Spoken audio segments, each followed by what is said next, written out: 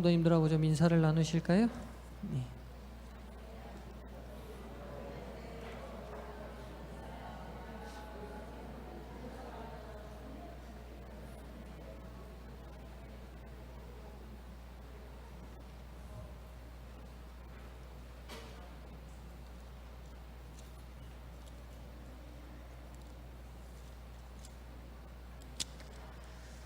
예, 말씀 전하기 전에 오늘 좀 이 저녁에 우리 특별한 손님이 한 분 참석을 하셨는데요. 좀 소개하고 시작하겠습니다. 김형일 선생님, 예, 잠깐 좀 일어나시겠습니까? 여러분, 일단 묻지 말고 환영의 박수부터 일단 치십니다. 예, 우리 남선교회에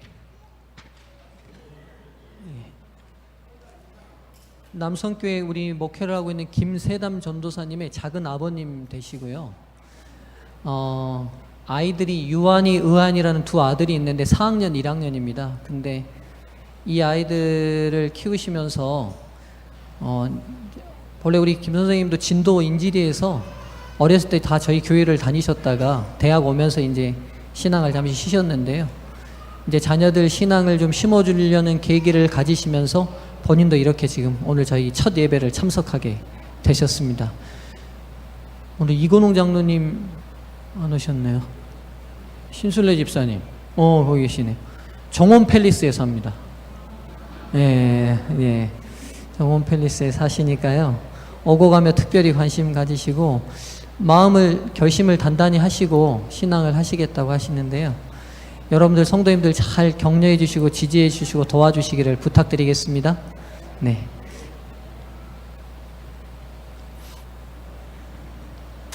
하나님의 말씀 누가복음에 있는 말씀을 먼저 좀 보겠습니다. 누가복음 23장입니다. 누가복음 23장 39절부터 43절까지 있는 말씀을 먼저 좀 보겠습니다. 누가복음 23장 39절부터 43절까지 있는 말씀입니다.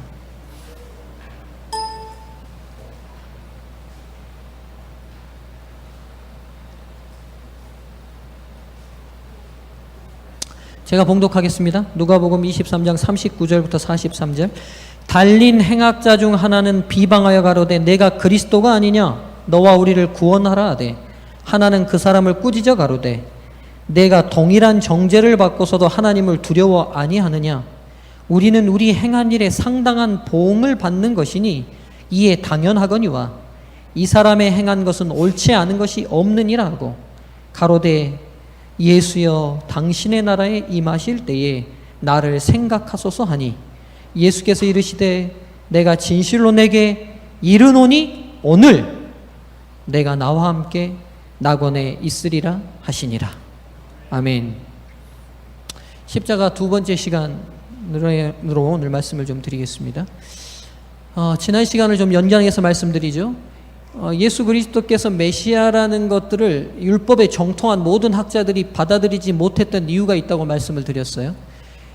당대의 신학의 최고봉들의 신학자들이 신학적 프레임, 틀을 어떻게 짰냐면 메시아는 어떤 존재여야 되냐면 정치적 군주로 오셔서 로마를 멸망시키고 무너뜨리고 이스라엘을 최고의 왕국으로 다윗과 솔로몬의 시대를 재현시키는 그가 진정한 메시아라는 신학적 사고와 틀에 딱 갇혀 있었고 그런 메시아를 간절히 고대했죠. 예수님의 모든 행적이 5,000명도 먹이시고 죽은 자도 살리시고 이루 사람이 할 수 없는 여러 행적들을 통하여 이가 메시아인 증거들이 보임에도 불구하고 그가 정치적 군주적 왕이 되려는 시도를 하지 않는 모습들을 보고 로마 이스라엘의 관원들은 제가 도박을 했다고 말씀을 드렸어요. 어디에 달아보면 되겠다? 예, 신명기 21장 22절 23절의 율법에 기초하여 나무에 달린 자는 하나님의 저주를 받은 자이니 메시아라면 그는 결코 하나님의 저주를 받을 수 없을 테고 그가 진짜 가짜라면 그 저주로 죽게 될 것이니 달아보자고 실험을 했고 달게 됐습니다. 근데 지난 시간에 이제 우리가 뭐까지 보였냐면 그러니까 제자들이 겪은 고통을 제가 말씀을 드렸어요. 예수님이 단순히 죽은 것 때문이 아니라 그분이 어디서 죽었다는 게 그들을 그렇게 고통스럽게 한 거예요? 예, 나무에 죽었다는 거예요. 하나님의 저주를 받았다는 거예요. 부활과 다시 얻을 생명이 없는 그 저주를 어떻게 메시아가 받을 수 있냐는 거죠. 그래서 그 본인들이 배워왔던 신학적 틀과 사고적 틀이 도저히 메시아의 행적과 일치되지 않는 충돌이 그들을 그렇게 괴롭혔던 거죠. 누구까지도 의심을 해야 된다고요? 어머니 마리아까지도. 그러니까 어머니 마리아도 도저히 잘 이해가 안 됐던 거죠. 그런데 참 놀랍게도 예수님을 그렇게 추종했던 많은 사람들이 그분이 메시아일 것을 깊이 의심하고 불심했던 그 현장에서 예수님을 진정한 메시아로 인정하고 받아들인 사람들이 있었다는 거예요. 세 사람입니다. 첫 번째는 누굴까요? 예수님 대신 십자가를 졌던 구레네 시몬입니다. 또 한 사람은 오늘 지금 읽은 이 본문에 나온 사람이죠. 누굽니까? 누구예요? 예수님이 십자가에 달리실 때에 가운데 달리시고 양편 좌우로 다른 제수들이 달렸죠. 예, 강도였거든요. 본래 예수님의 십자가형은 누가 당해야 될 형이었습니까? 예, 바라바가 당해야 될 형이었고 이 좌우 제수들은 바라바와 같은 강도들이었습니다. 근데 이 바라바는 살리고 그 자리에 예수님이 매달리시고 좌우 강도는 그대로 죽게 된 거죠. 그리고 이제 또 한 사람이 누구냐면 로마의 백부장입니다. 오늘 이제 이 강도에 대해서 좀 더 살펴보려고 하는데요. 이 예수님을 인정한 강도가 어느 편 강도입니까? 예? 오른쪽 아니면 왼쪽이겠죠. 손 한번 들어볼까요? 예. 오른쪽이다. 예, 내리시고. 왼쪽이다. 내리시고. 우리 한국 사람들은 모를 땐 절대로 어떤 편도 안 들어요. 예. 오른편일까요? 왼편일까요? 다른 엉뚱한 질문 하나 드릴게요. 동방박사 몇 명입니까? 예수님께 경배하러 온 동방박사 3명. 그러니까 이제 우리가 너무 당연히 여기는 것들이 실은 성경에 근거가 없는 것들이 있어요. 그 중에 하나가 동방박사가 몇 명이라는 거? 3명이라는 겁니다. 성경에는 동방박사 인원이 나오지 않아요. 뭐만 나오냐면 예수님께 드린 예물만 나와요. 황금과 유향과 몰약을 드렸다는 걸로 몇 명일 거라고 추정해버려요. 그리고 어렸을 때 연극하면 동방박사가 늘 몇 명 출연해요? 3명 출연해요. 그러니까 여러분, 그런 일반인들이 안식일을 못 깨닫는 거 당연할 것 같죠? 그렇죠? 그러니까 이들만 이렇게 자기들의 신학적 프레임에 갇혀 산 게 아니라 오늘 이 시대도 이렇게 성경에 정통하다는 우리들도 때로는 너무 성경과 관계없는 내용들을 당연시 받아들이는 거죠. 십자가에 달린 강도가 오른편입니까? 왼편입니까? 네. 우리가 보통 어느 편 강도라고 믿어요? 우편 강도라고 말해요. 그리고 제가 읽은 책 중에 우편 강도로 아주 써놓은 책들이 있어요. 성경에는 어느 편이라고 나오지 않습니다. 어느 편인지 몰라요. 근데 왜 우리가 우편 강도라고 믿냐면 우리의 문화가 오른쪽은 늘 어떤 편이라고 인식해요? 의로운 편이라고 생각해요. 그래서 오른쪽일 거라는 우리의 또 가지고 있는 식견의 틀이 성경에는 근거 없는 이론을 하나 만들어서 지금도 그렇게 믿어버려요. 그래서 여러분, 아무리 여러분들이 믿고 있는 게 확실한 것 같아도 다시 한번 그 근거가 정확히 성경인지를 찾아보실 필요가 있습니다. 그리고 어떤 근거로 말했는지를 더듬어 볼 필요가 있어요. 한 가지만 더 할까요? 홍해가 갈릴 때 모세가 지팡이를 내밀었죠. 예, 거기까지는 맞아요. 그랬더니만 홍해가 갈렸죠. 안 갈렸어, 다빈이? 갈렸어요, 안 갈렸어요? 갈렸는데 바로 막 갈라졌죠. 예.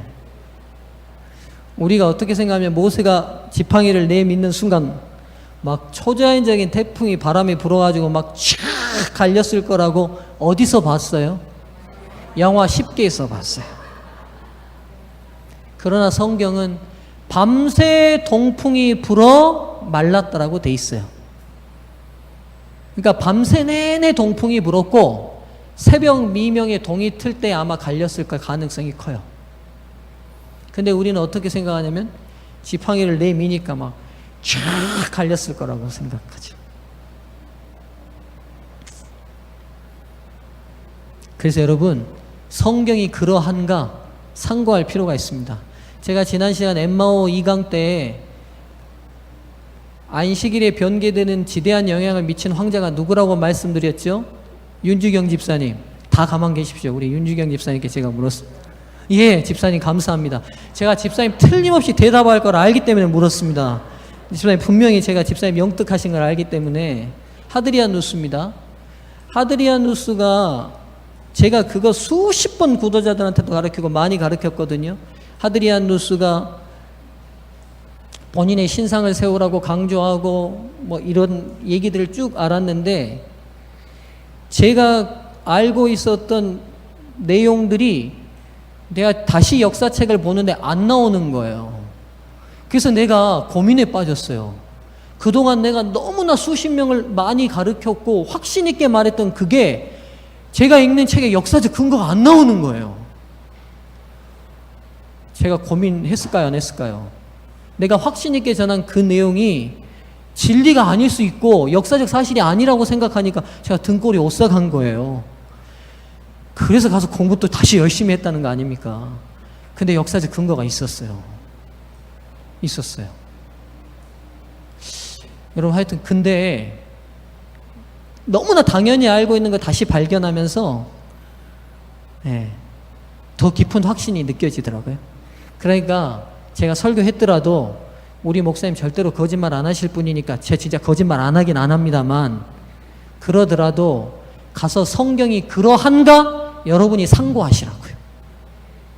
듣고 그대로 믿지 마시고 그 근거가 진짜 성경에 기초돼서 설교자가 메시지를 전달하고 있는지를 예언의 시간 성경을 통해서 여러분 스스로 확인하실 때 여러분의 믿음이 건강해지시고 튼튼해지실 것을 믿습니다. 네.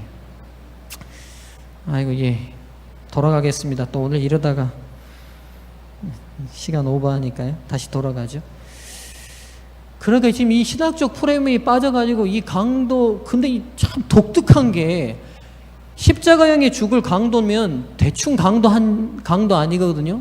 살인 강도일 가능성이 크고 로마를 향하여 적극적인 반란을 일으켰거나 로마 군병들을 죽였을 가능성도 큰 강도인데 이런 강도가 율법이나 성경에 대해서 잘 알 리가 없는데도 불구하고 이 사람이 메시아인 것을 받아들여. 이 고백을 좀 보면 지금 뭐라고 그러면 42절 가로되 예수여 당신의 나라에, 그러니까 예수님이 이 당신의 나라가 누구냐면 하나님의 나라죠. 그 하나님의 나라가 당신 거란 걸 믿죠. 그러니까 예수님이 이 나라의 왕인 걸 믿는 거예요. 그리고 그 나라가 분명히 올 걸 믿으니 그 나라가 올 때 나를 뭐 해달라고? 염치는 입서서 들어가게 해달라는 말은 안 하고 뭐만 해주시라고. 지가 지은 죄가 너무 많아. 그러니까 차마 들어갈 수 있을까 없을까 하는 그런 마음이 있지만 그래도 믿음으로 생각해 주시라고. 그러니까 하나님의 나라가 도래할 걸 믿고 그 나라의 왕으로 이분이 분명히 올 걸 믿는데 지금 이분은 자기 눈앞에 어떤 모습이냐면 하나님의 저주로 십자가형을 당하고 있는 죄수의 모습인 거예요. 근데 그 예수님을 뭘로 받아들여 버린 거예요? 메시아고 하늘의 왕이란 걸 믿어버린 거예요. 대단한 고백이 아닐 수 없습니다.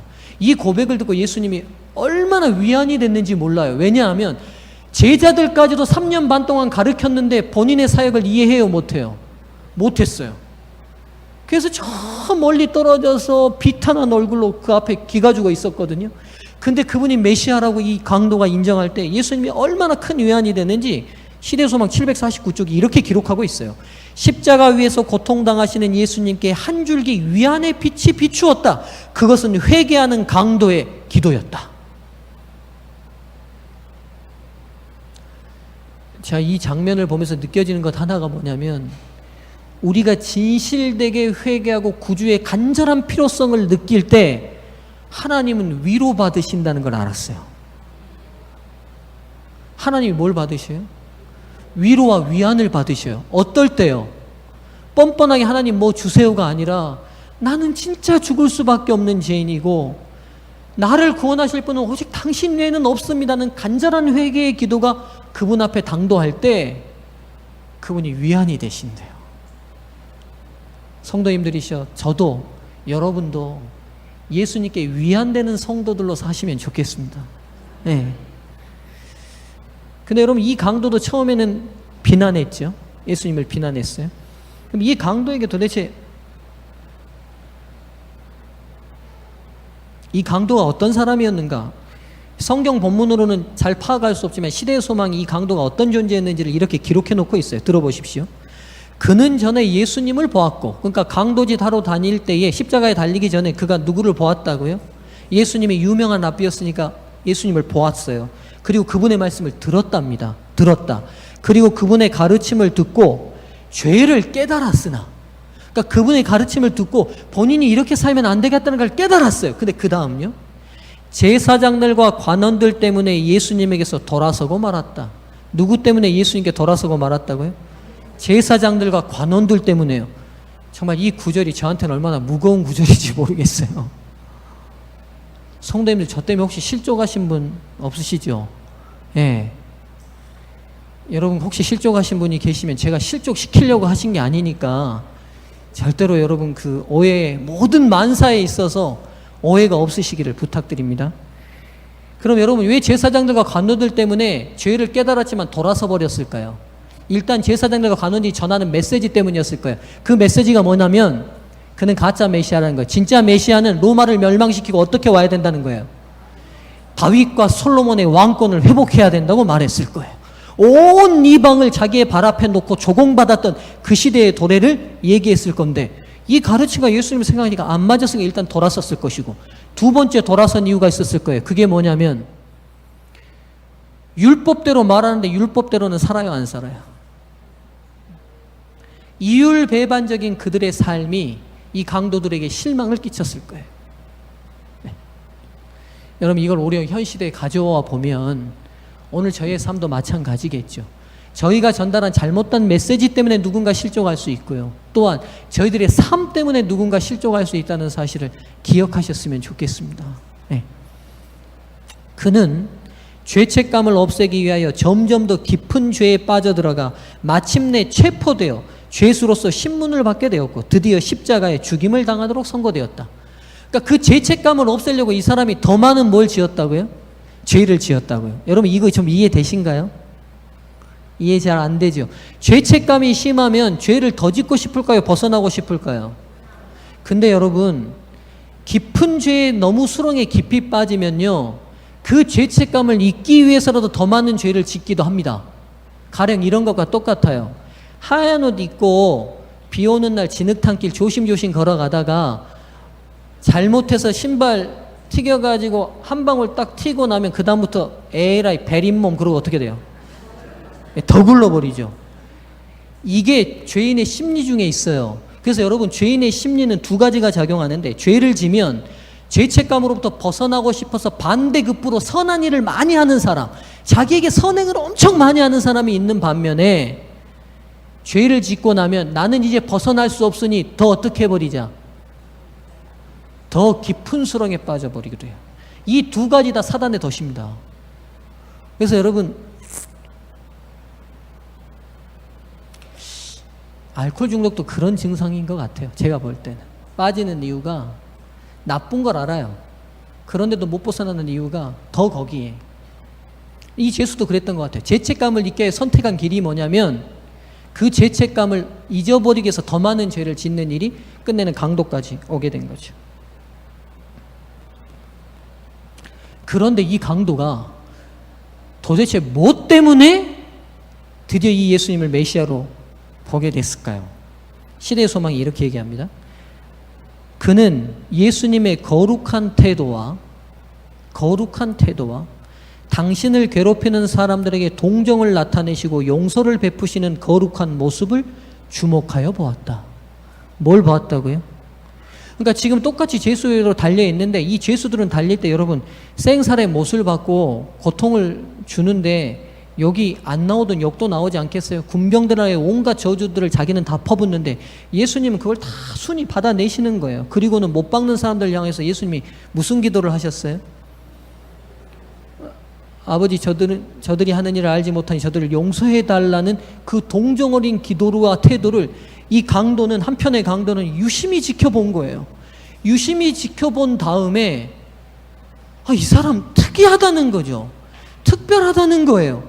그리고 그의 생애들을 다시 조명하며 보기 시작한 거예요. 좀 더 연애신을 읽을게요. 다 중략하고 성령께서 그의 마음을 비추셔서 차츰차츰 확신의 고리가 연결되었다.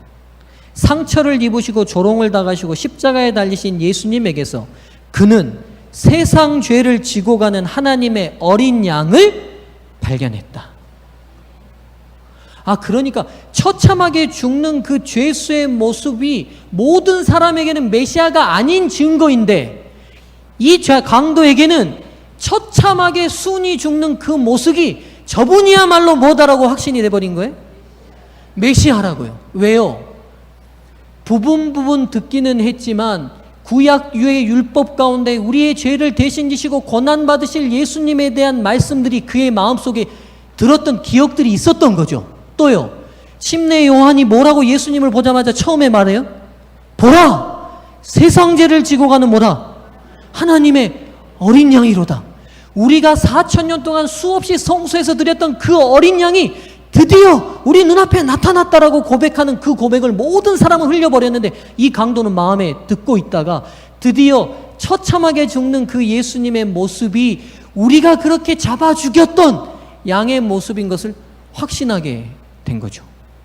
성령께서 그에게 확신의 고리들을 연결시켰다고 기록되어 있습니다. 여기서 두 가지를 정리하고 넘어가면 좋을 것 같은데요. 구원은 두 국면이 있어요. 첫째, 죄로부터의 구원이 있습니다. 두 번째, 죄악 세상으로부터의 구원이 있어요.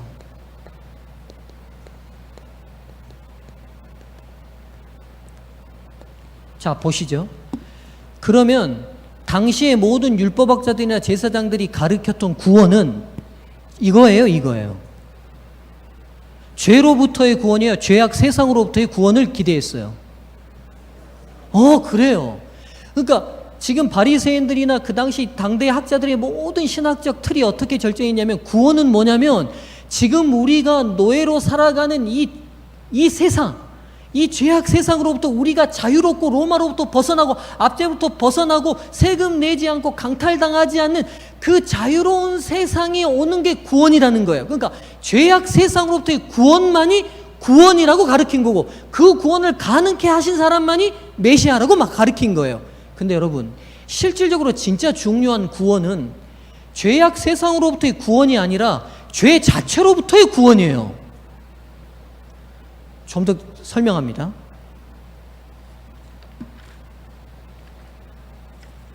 생애의 빛에 보면 이런 표현이 있어요. 들어보세요. 사람은 본래 고상한 능력과 공정한 마음이 풍부되었다. 말이 어렵습니다만 사람의 인격 자체는 누구를 닮게 형성됐다는 말이죠. 하나님의 품성을 닮게 형성됐다는 거예요. 그의 본성은 완전하였고 하나님으로 더불어 융화되었다. 그러니까 하나님과 완전히 일치된 품성, 인격을 가지고 우리가 창조가 됐죠. 그의 사상은 순결하였고 우리의 사상, 아담과 하와는 순결하였고 그의 목적은 신성하였다. 그러니까 어떤 삶의 목적을 가지고 있든지 그 목적이 하나님이 가지신 목적과 일치됐다는 거예요. 그러나 불순종으로 말미암아 그의 능력은 악용되었고 사랑의 자리는 이기심으로 점령한 바 되었다. 여러분, 하나님의 품성의 가장 중요한 요체가 하나님 자체가 사랑이시니까 우리를 움직이는 근본적인 인격적 동기가 다 뭐였던 거예요? 사랑이에요. 맞죠? 근데 우리가 불순종함으로 말미암아 우리의 근본적 존재의 모든 DNA가 완전히 변질돼 버렸는데 그 자리에 뭐가 채워져 버린 거예요? 이기심이 채워진 거예요. 자아가 채워져 버린 거예요. 그러니까 오늘 내가 살아가는 근본 목적 자체가 상대를 위하여 사랑하고 행복하게 해주기 위해 살아가는 게 아니라 이제는 누구만을 위하여 살게 만들어져 버린 거예요. 이게 죄인 거예요. 이게 근본적으로 이게 기독교가 말하는 죄예요. 여러분, 우리 존재가 지금 나쁜 짓 거짓말하고 안 하고 누구한테 사기치고 안 치고 누구를 죽이고 안 죽이고의 문제가 아니라 근본적으로 그렇게 나타나는 모든 열매들은 우리의 품성이 하나님의 품성을 잃어버리고 나고 우리 안에 이기심과 자아가 싹트면서부터 맺히는 열매일 뿐이고, 근본적으로는 우리가 이제는 누구 외에는 누구를 위해서로밖에는 못 사는 거예요. 나 자신을 위해서밖에는 못 사는 거예요. 그러니까 안 알아주면요 서운하고요, 욕 들으면요 욕 같이 나오고요, 한 대 맞으면요 2대 때려주고 싶고요, 남이 하나 가지면요 2개 갖고 싶고요, 내 거 뺏으면요 저 사람 것도 뺏고 싶은 거죠.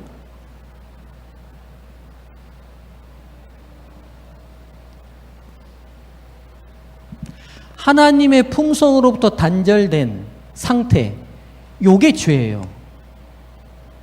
이 죄로부터의 구원이 먼저여야 돼요. 그래야 죄악 세상으로부터 구원이 진짜 구원이 되는 거예요. 예를 들면 생애비서도 동일한 표현이 나와 있는데 무슨 말이냐면, 죄로부터 구원받지 못한 사람을 하늘로 데려다 놓으면 그곳이 천국일까요? 아닐까요?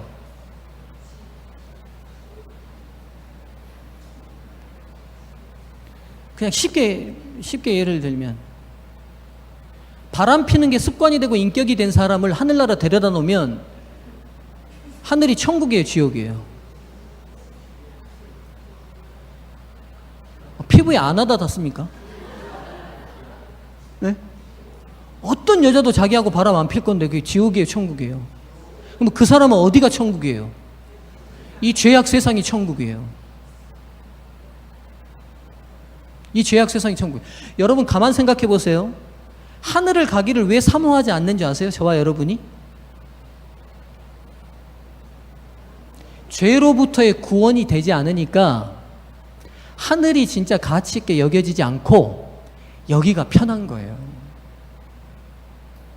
말씀드렸잖아요. 똥 묻은 옷 입고 있을 때는 똥밭에 굴러야 편한 거예요. 옷에 똥 다 묻었는데 먼지 하나 없는 고대광실 기와집으로 여러분 데리고 들어가면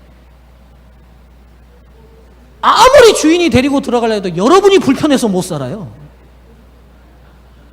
맞잖아요.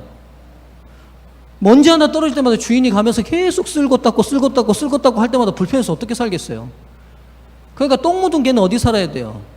똥밭에 굴러야 되는 거예요.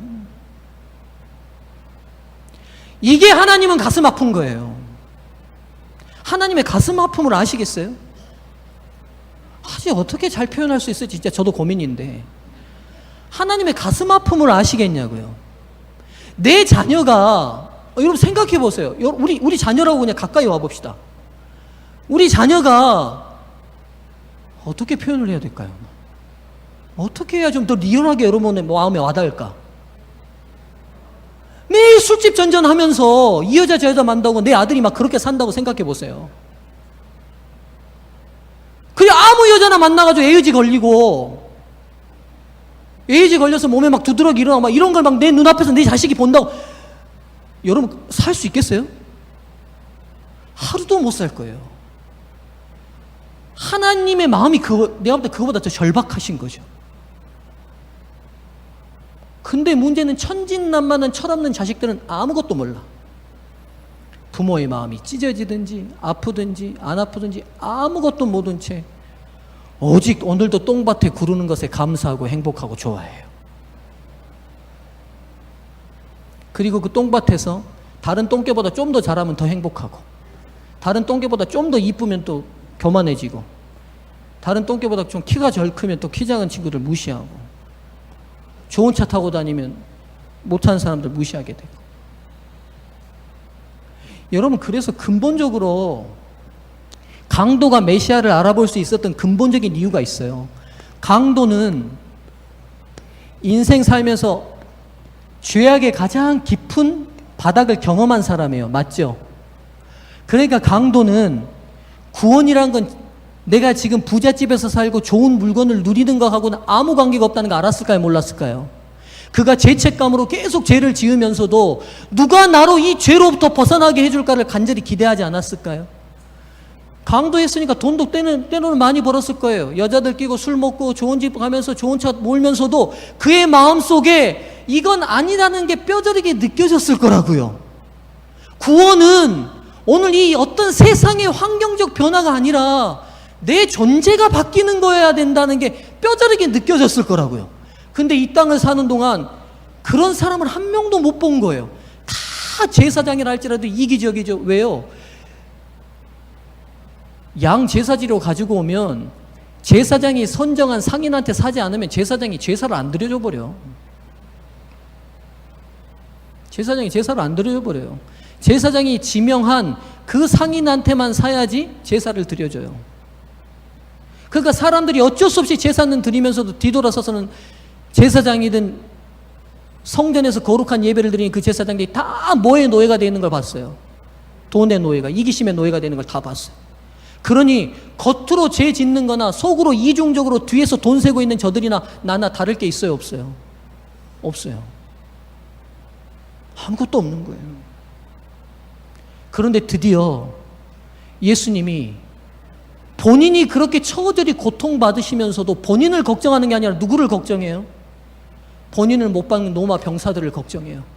십자가를 메고 걸어가는데 여인들이 예수님이 너무 고통스러우니까 울면서 쫓아가니까 그 여인들을 걱정하셔요. 여인들아, 날 위하여 울지 말고 너희 자녀들을 너희를 자녀들 위해서 통곡하라고 말해요.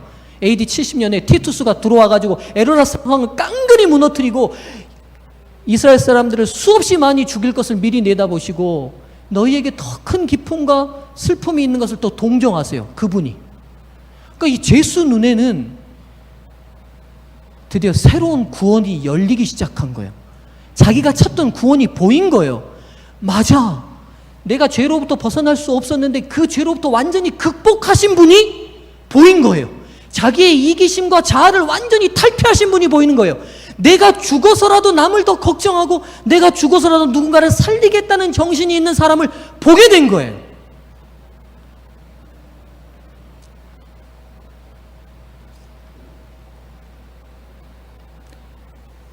그래서 인식이 바뀌니까 흘러들었던 성경절들이 다 짜맞춰지기 시작한 거예요.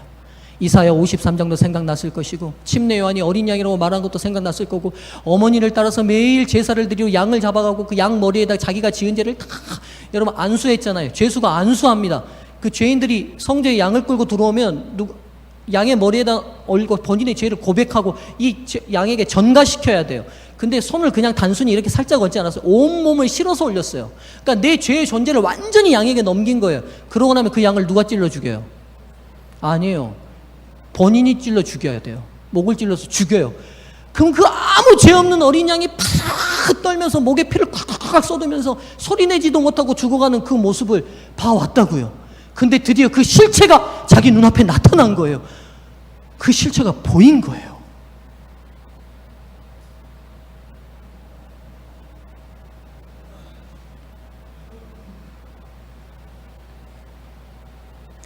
여러분, 그래서 구원은 우리가 얼마나 속절없는 죄인인지를 철저히 느껴야지만 가치가 있어져요.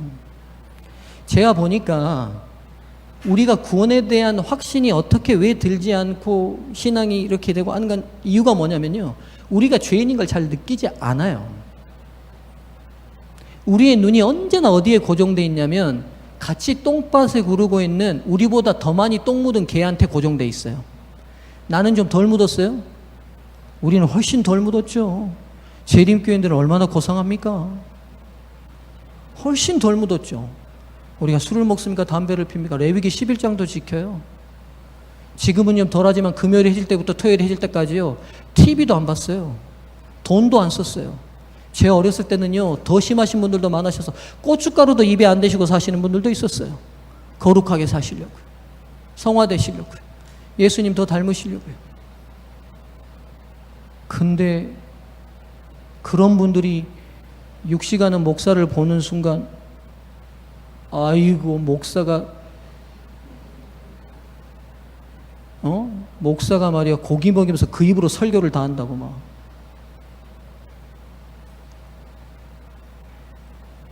이게 우리의 비극이에요.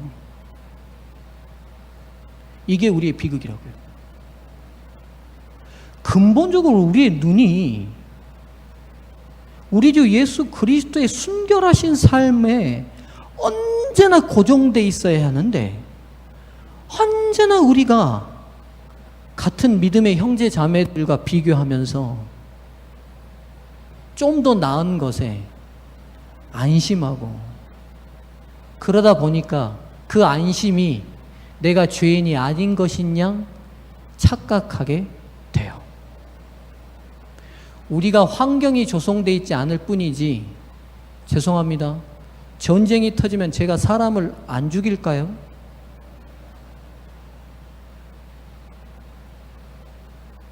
저는 죽일 수 있을 것 같아요. 지금도 제가 마음속으로 사람들 많이 죽입니다. 근데 막상 생존의 위험이면 제가 못 죽일까요? 아니요. 환경만 형성되어 있지 않을 뿐이지, 언제든지 환경이 조성되면 수없이 많은 잔인한 죄들을 지을 수 있는 잠재된 죄인이 저희 모두인데, 우리 스스로가 우리를 죄인이 아닌 것인 양 착각하다 보니까 십자가의 놀라운 구원과 사랑이 감격적으로 다가오질 않아요.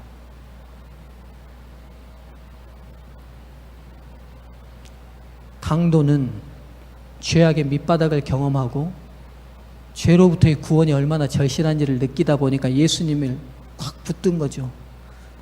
맞아, 죄악 세상으로부터의 구원이 중요한 게 아니에요. 죄로부터의 구원이 중요한 거예요. 죄로부터의 구원은 내적 구원입니다. 죄악으로부터는 외적 구원입니다. 죄로부터의 구원은요, 존재적 구원이고요, 외적 구원은 소유적 구원이에요. 죄로부터의 구원은 언제 이루어졌어요? 십자가를 통해서 이루어졌어요. 죄악 세상으로부터의 구원은 언제 이루어질까요? 언제 이루어져요? 재림하시면 이루어져요. 십자가는 초림의 사건이니까요. 초림과 재림의 사건이 이 두 가지를 가능케 하는데, 다시 기억하셔야 될 것은 죄악 세상으로부터의 구원이 있기 전에 오늘 우리가 죄로부터, 내 존재에 자아 중심과 이기심으로 뭉쳐있는 이 내 자아가 십자가에 그리스도가 죽으셨던 것처럼 못 박혀 죽고 그리스도가 다시 사셨던 것처럼 그리스도의 품성으로 오늘도 다시 일어나고 살아날 필요가 있습니다. 근데 여러분, 걱정하시고 두려워하지 마실 것은 우리 힘으로는 절대로 죽었다 깨어나도 불가능합니다. 약속하신 성령께서 이 일을 가능케 하실 겁니다. 문제는 끊임없이 성령께 우리의 주도권을 내어드려야 합니다. 엊그저께 다른 교회 제가 목회했던 한 여집사님이, 목사님 너무너무 힘들다고 이렇게 전화가 왔어요. 한참 통화를 하는데,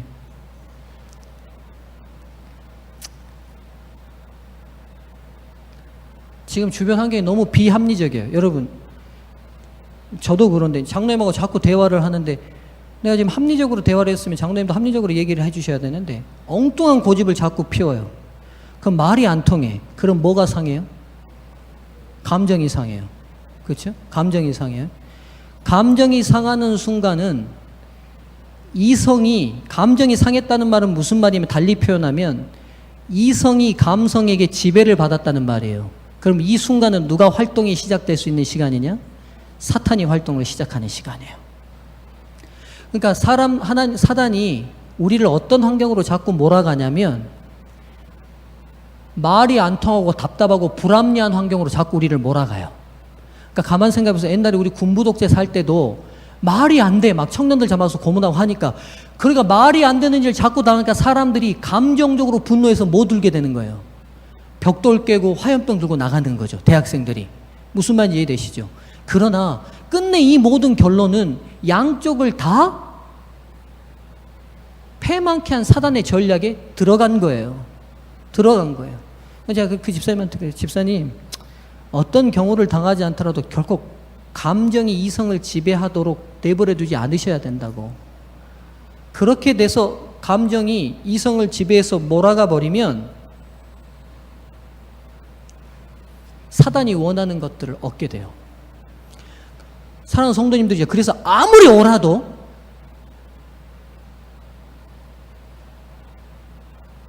화내면 옳지 않은 겁니다.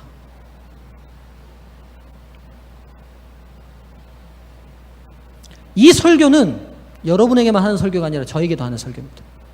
제가 화 잘 낼까요? 못 낼까요? 대답하지 마세요. 제가 같은 전라도 태생인데 뭐 얼마나 성인 군자겠습니까? 다 같은 죄인인데 화를 안 낸다 한들 안 내는 사람이 없어요. 끝까지 몰아가면 다 내죠. 뭐 다 죄인, 잠복된 죄인들인데 끝까지 그렇게 가면 사단이 지배해요. 근데 그 집사님이 믿음 있는 말을 하시더라고요. 그래서 그런 환경에 자기가 처해지지 않기 위해서 매일 성령을 간구한대요. 제가 아멘 그랬어요. 집사님 참 훌륭하십니다. 매일 성령을 간구한대. 사랑하는 서정학교 성도님들이시여, 매일 성령을 간구하고 살면 좋겠습니다. 네. 매일 성령을 간구하고 사시면. 그래서 요즘은, 예전은 예수님 십자가에 못 박히고 그 고난 받으시고 하실 때다 다 참고 인내하시고 하는 이런 모든 것들을 생각할 때 어떻게 생각했냐면, 어떻게 참았을까? 어떻게 참았을까? 어떻게 저렇게 인내하셨을까? 제가 이렇게 생각했거든요. 근데 요즘은 성령은 가능하시지. 성령은 가능하시지. 성령은 가능하시. 제가 그렇게 요즘은 생각합니다. 성령께서는 가능케 하십니다. 성령께서는 가능케 하십니다. 우리 교회가 이 성령의 깊은 역사하심을 삶으로 깊이 체험하고 살았으면 좋겠습니다. 이 자리를 빌어서 혹시 제 높은 톤에 상처가 되신 분들이 있었거든. 용서하시고, 제 본심이 아닙니다. 그리고 제가 그 순간 잠시 성령을 잃은 거니까 용서하시고, 마음에 쌓인 것들이 있으시거든. 넉넉한 성령의 은혜로 용서하셨으면 좋겠습니다. 예, 장로님이 나오시려고 하니까 설교 마치라시라는 죄송합니다. 내가 꼭 설교를 딱 맞춰서 기도하고 맞춰버리니까 오늘 여기까지만 하겠습니다.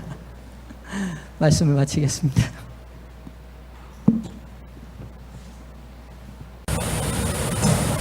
은혜롭고 자비로우신 하나님, 주님의 놀라우신 언약의 성취 십자가를 인간의 죄된 생각과 두려움이 다 깨닫기에 한계가 있어서 안타깝고 또한 안타깝습니다.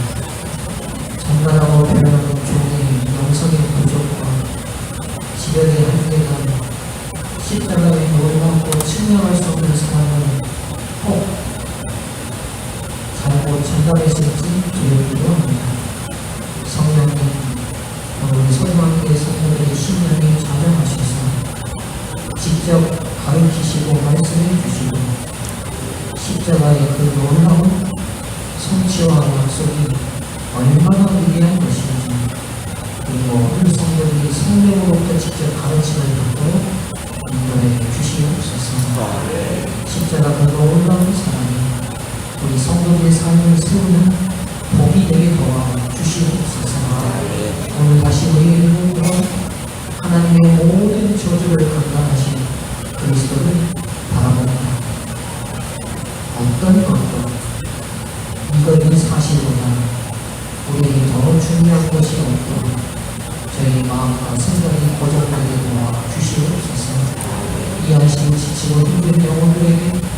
특별히 하나님 함께해 주셔서 이 땅 잠깐 머물 곳이 어디 너무 이 땅의 문제로 고민하지 말게 하시고 우리에게 주어진 영원한 생명과 하늘을 깊이 소망하며 위안을 받는 안식이 되게 도와주시옵기를